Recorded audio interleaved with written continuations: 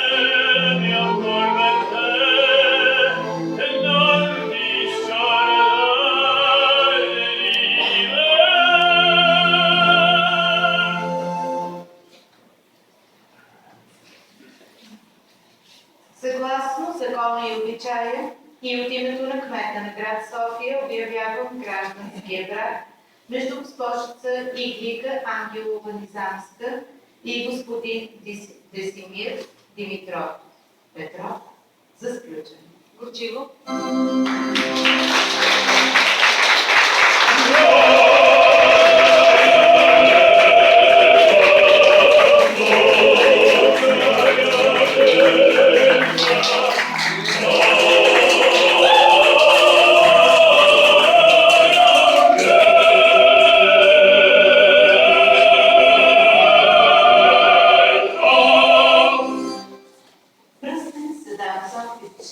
Пръстен се дава за вярност, за преданост на мъжа към жената и на жената към мъжа. Линията на пръстена няма край, тъй както не трябва да има край вашия стремеж един към друг. Обърнете се един към друг.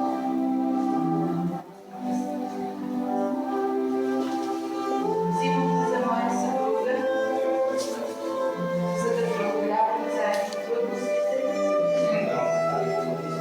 и заедно да празнуваме победите в нашия живот.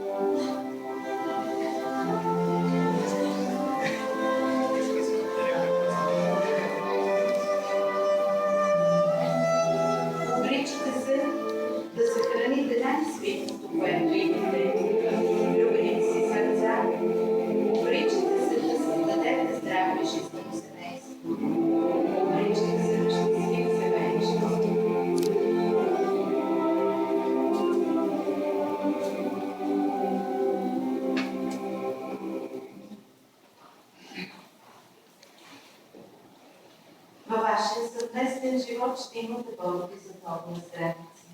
Но нека тази топла в сърцата ви до дълбоки старини и нека да постави на вас и никога не остарявайте вие за друг. На здраве!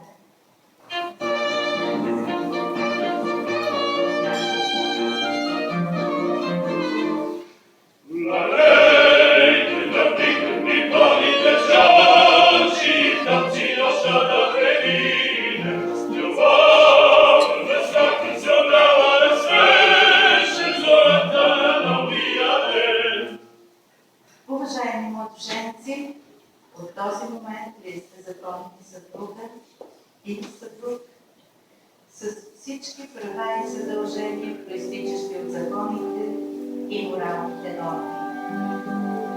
По вашия съвместен път ще живеете много радости. Ще срещате и трудности.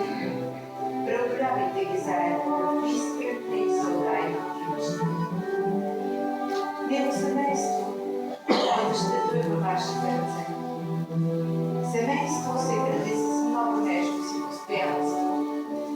И не забравяйте, нищо не наранява чувството така, както е доверието. Във вашия дом ще ви очаква топлината и уюта, създадени от нас. Във вашата радост не забравяйте и вашите родители. Отдайте им дължимата си обич и уважение за това, че ви отгледате и възпитате. И в този момент ви благославят за щастлив семейен живот. А вие, уважаеми родители, приемете с топлина и разбиране младото семейство. Предайте на богатия си житейски опит на Господите. Уважаеми кумове, вие сте официалните свидетели на новото съчетание. Това е достоен израз на почит и уважение към вас. Бъдете и занапред добри приятели на младото семейство. Семейство Петрови, позволете ми да ви поздравя по стар български обичай, като ви пожелая във вашия дом за винаги да се настанят обичта, междустта и благополучие. Изградете вашите отношения така, че един ден да кажете щастливи сме, че всичко постигнахме заедно. Щастливи сме, че създадахме здраве и жизнено семейство. На вас предавам първия семейен документ, защото призванието на жената е да пази всичко свято и ценно в семейство. Пожелавам ви да съхраните обичта и нежността на вашия дом. Заповядайте, щастливо. А вие бъдете опора на очарователната си съпруга, за това, че ви дали с много общо доверие. Честито, честито, кома. Честито, честито. Родители, търсят тя гостите,